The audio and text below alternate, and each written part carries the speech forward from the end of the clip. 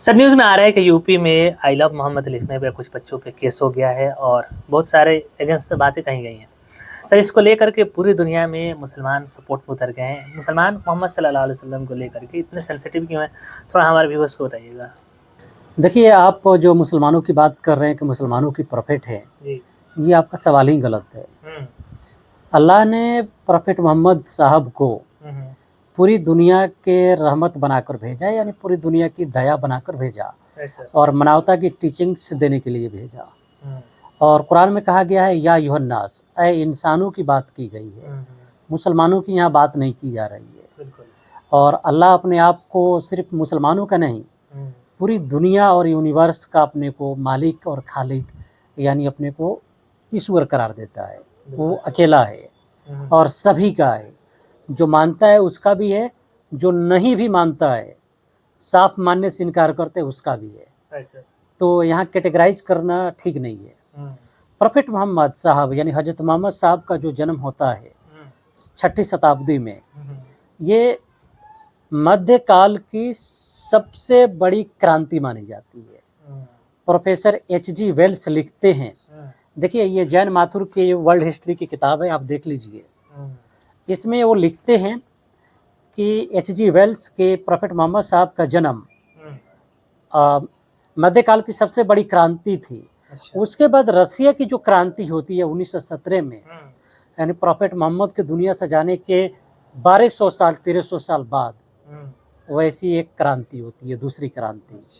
तो इस प्रॉफिट मोहम्मद की जो टीचिंग्स है, बराबरी का, भाईचारा का, इंसानियत का, जस्टिस का, रंग भेद का विरोध करने का, कास्ट का विरोध करने का, छुआछूत अनटचेबिलिटी का विरोध करने का, जो प्रॉफिट मोहम्मद ने इसका विरोध किया और इंसानियत की जो टीचिंग्स दिया, जाहिर सी बात है। एक सर्व शिक्षा की बात की, भारत में ये सब नहीं था, आप पढ़िएगा कभी तो सर्व शिक्षा की बात की, सिखाने की बात की। कागज प्रॉफिट मोहम्मद की शिक्षाओं के तहत ही मुसलमानों ने भारत को कागज दिया और प्रोफेसर सतीश चंद्र के अकॉर्डिंग।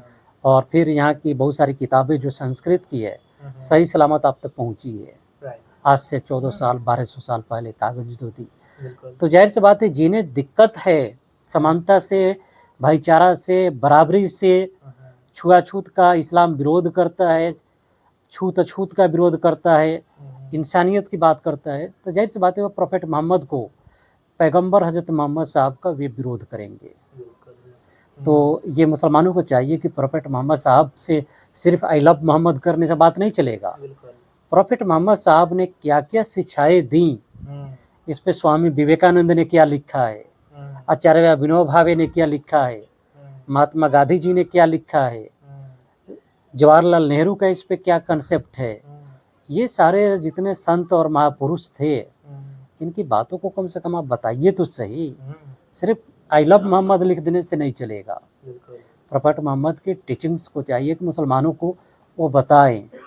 ये इसकी कमी पाई जा रही है। बिल्कुल, और इसको वाइड रेंज में शेयर किया जाए ताकि ये टीचिंग्स को आम लोगों तक पहुंचे, लोग समझे तो सही इस्लाम क्या चीज़ है। राइट। अरस्तु का कहना था, हटके हम बता दें कि दुनिया में सारे झगड़े का जड़ अज्ञानता है। यानी नॉलेज का नहीं होना ही दुनिया में झगड़े का जड़ है।